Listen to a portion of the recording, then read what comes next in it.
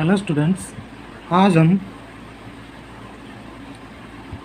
अध्याय 3 चतुर्भुजों को समझना सीखेंगे।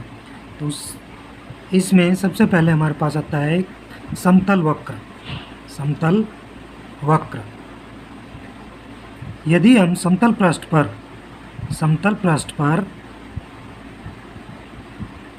पेंसिल या कलम को बिना उठाए कोई भी आकृति बनाते हैं, समतल पृष्ठ पर पेंसिल को बिना उठाए कोई भी आकृति बनाते हैं तो उसे समतलीय वक्र कहते हैं। अब ये समतलीय वक्र बंद भी हो सकता है और खुला भी। तो अगर ये वक्र है तो ये खुला वक्र है, और ये है तो ये बंद वक्र है। उसके बाद हमारे पास आता है बहुभुज। बहुभुज केवल रेखाखंडों से बना बंद वक्र यानी सरल बंद वक्र बहुभुज कहलाता है।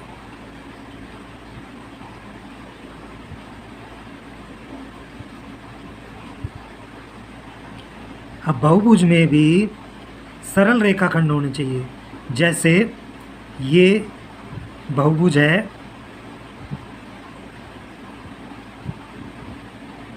और बंद भी है, लेकिन ये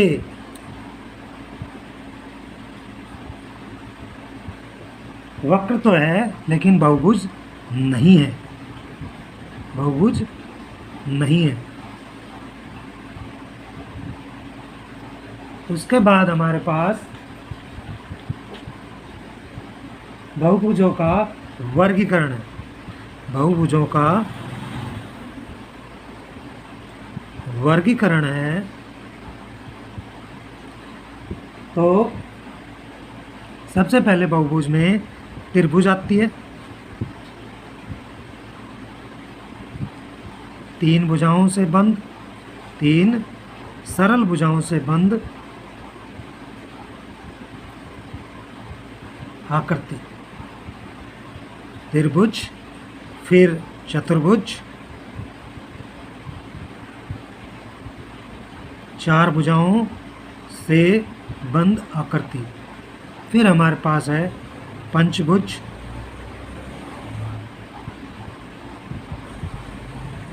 5 भुजाओं से बंद आकृति। इसी प्रकार से षटभुज,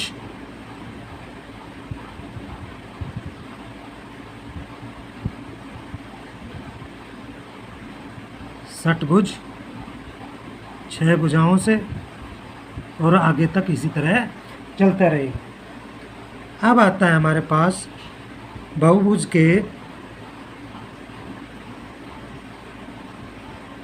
विकर्ण। बहुभुज के विकर्ण, किसी बहुभुज का विकर्ण किन्हीं दो, किसी बहुभुज के विकर्ण किन्हीं दो सम्मुख शीर्षों को मिलाने वाली रेखा होती है। जैसे चतुर्भुज में ए बी सी डी में इनको मिला दें, ए बी सी डी में इनको मिला दें और ए और सी को मिला दें तो विकर्ण हमारे पास आए, विकर्ण हुए हमारे पास AC व BD। अब है अभ्यंतर और बहिर्भाग, बहिर्भाग व अभ्यंतर। किसी बहुभुज के अंदर भाग को अभ्यंतर और बाहरी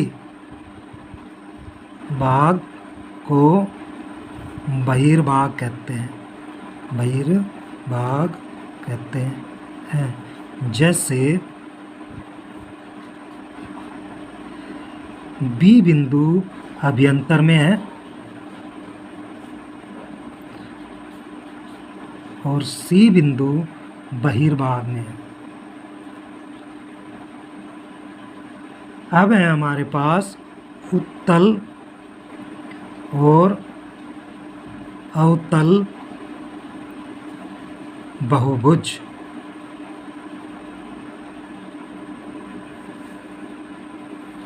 उत्तल और अवतल बहुभुज में उत्तल लेंस और अवतल लेंस से ही इनका नाम पड़ा है। जैसे उत्तल लेंस बीच में से बाहर की तरफ उभरा हुआ होता है, तो उसी तरह ऐसी बहुभुज जो बाहर की तरह उभरी हुई है उसको हम उत्तल बहुभुज कहते हैं, और जो अंदर की तरफ धसी हुई है उसको हम अवतल बहुभुज कहते हैं। अब है हमारे पास सम और विषम बहुभुज।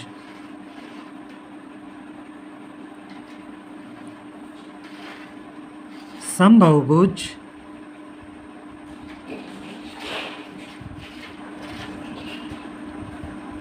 जिनमें भुजाओं की संख्या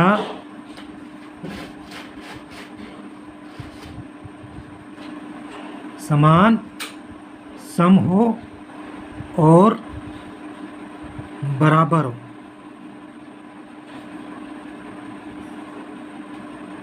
सम और बराबर हो सम बहुभुज कहलाता है।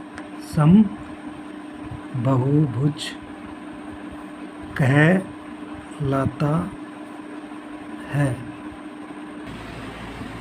विषम बहुभुज जिनमें भुजाओं की संख्या विषम हो और समकोणिक, समान कोण नहीं हो,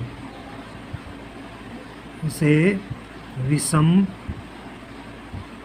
बहुभुज कहते हैं। अब है अंतः कोणों का योग।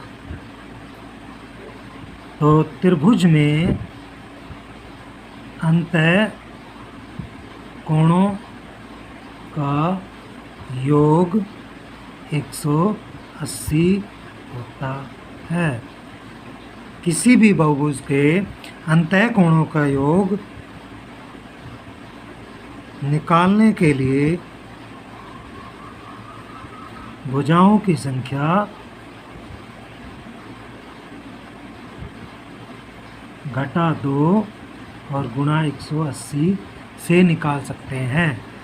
तो चतुर्भुज